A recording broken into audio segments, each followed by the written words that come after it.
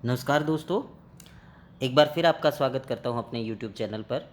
आज हम बात करेंगे धारा 370 के बारे में। हम समझेंगे कि ये धारा 370 है क्या? जी हाँ, तो ये धारा 370 एक ऐसी धारा थी जो जम्मू और कश्मीर एक स्टेट को स्पेशल अधिकार प्रदान करती थी। 17 अक्टूबर 1949 को इसको लागू किया गया था जम्मू एंड कश्मीर में। तो अभी इसके अगर थोड़ा-सा हम इसका बैकग्राउंड समझ सकते हैं।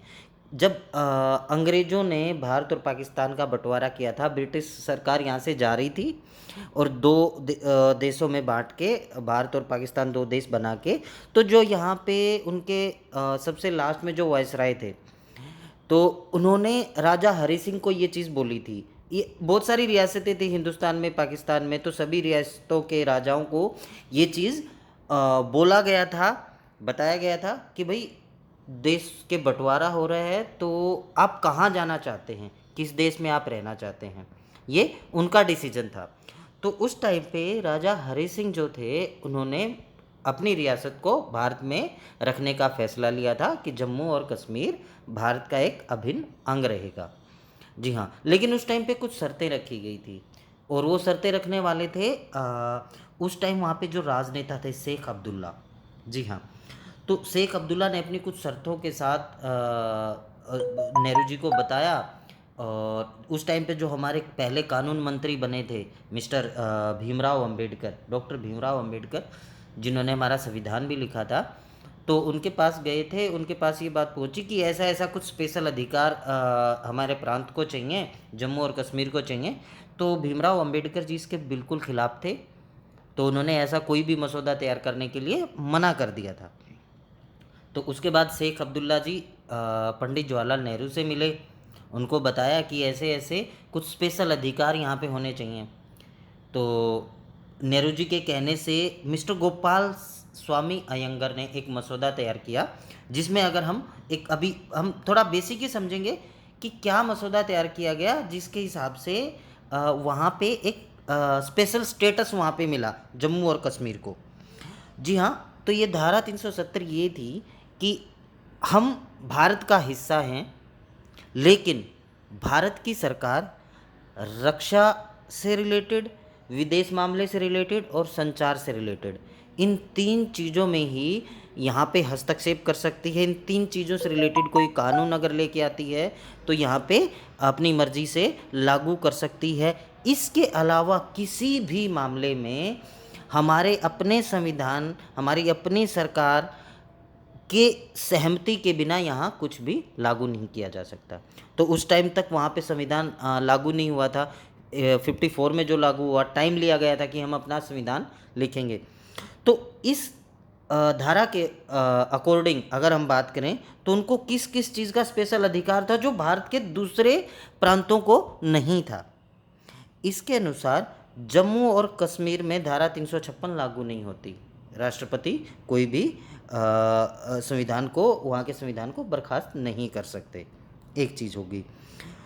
वहाँ पे आरटीआई, सीएजी ये सब लागू नहीं होंगे। वहाँ के नागरिकों पे दोहरी नागरिकता रहेगी। वो जम्मू एंड कश्मीर के भी नागरिक हैं और वो भारत के भी नागरिक हैं। अगर कोई राष्ट्र ध्वज का, तिरंगे का अपमान करता है, तो उसको अपराध नहीं माना जाएगा। ये कुछ मैं बेसिक चीज़ें आपको बता रहा हूँ, ये कुछ स्पेशल स्टेटस उस राज्य को मिला था कि ये हमारे यहाँ पे लागू होंगे। और इसके अलावा कुछ भी अगर डेवलपमेंट को लेके या सारी चीज़ों को लेके अगर कुछ केंद्र सरकार यहाँ पे इम्प्लीमेंट करना चाहती है, तो सबसे पहले हमारी सहमति, यानी वहाँ के संविधान जो जम्मू एंड कश्मीर प्रांत का संविधान है और वहाँ की सरकार है, उसकी सहमति के बिना नहीं कर सकते हैं। ये इसका थोड़ा-सा बैकग्राउंड है। इसकी वजह से बहुत सारे नुकसान हुए हैं। डेवलपमेंट की अगर हम बात करें, तो उसमें कहीं न कहीं जम्मू एंड कश्मीर स्टेट पिछड़ता चला गया दूसरे राज्यों के मुकाबले में। इस धारा 370 की वजह से बहुत बार बीच में भी बहुत लोगों ने इसके खिलाफ आवाज़ उठाने की कोशिश करी। श्यामा प्रसाद मुखर्जी ने आवाज़ उठाई थी, तो वहाँ पे उनको एंट्री भी नहीं करने दिया गया था जम्मू एंड कश्मीर में। उसके बाद वो काफ़ी संदिग्ध हालात में उनकी मृत्यु हुई थी। आई थिंक अभी तक खुलासा नहीं हो पाया है ऐसा क्यों हुआ था। वो संघ के नेता थे और उन्होंने इसके खिलाफ बोला था कि भाई ऐसा नहीं होना चाहिए, गलत है, ऐसा स्टेटस एक पर्टिकुलर राज्य को नहीं दिया जाना चाहिए। ये कहीं ना कहीं फिर हमारे देश के दूसरे नागरिकों के साथ गलत हो रहा है, अगर ऐसा हम एक राज्य के नागरिकों को अधिकार प्रदान करते हैं। यहाँ पे दोस्तों एक चीज़ समझना बहुत ज़रूरी है, ये हमने धारा 370 के बारे में पढ़ा, वहाँ पे 35A भी लागू होती थी। 35A क्या है? 35A, जी हाँ, ये भी उसी का एक, जो उनको स्पेशल अधिकार दिए गए थे उसी का अंग है।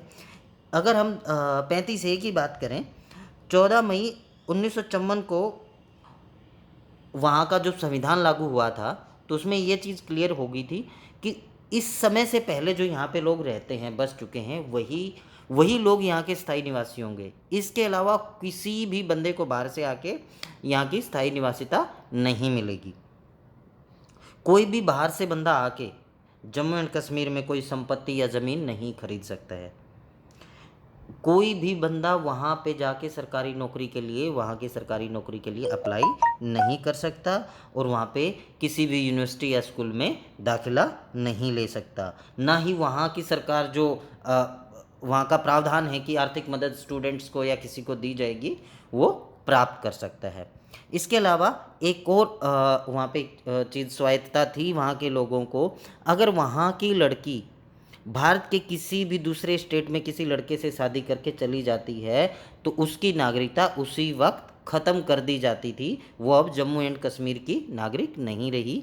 लेकिन इसका दूसरा पहलू ये भी देखना पड़ेगा, अगर वहाँ की लड़की पाकिस्तान में किसी से शादी करके अगर चली जाती थी, तो उसके लिए कानून ये था कि जिस इंसान से उसने शादी की है उसको भी जम्मू एंड कश्मीर की नागरिकता दे दी जाएगी।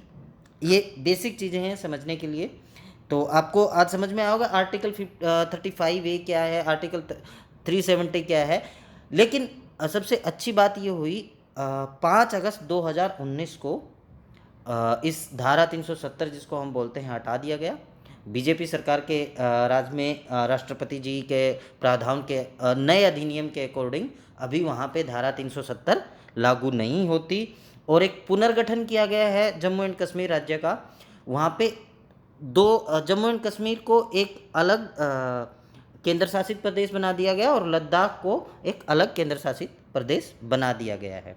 जी हाँ, देखिए दोस्तों, ऐसी ही ढेर सारी जानकारी के लिए आप प्लीज़ इस चैनल को सब्सक्राइब करना ना भूलें और वीडियो को शेयर करना ना भूलें। धन्यवाद।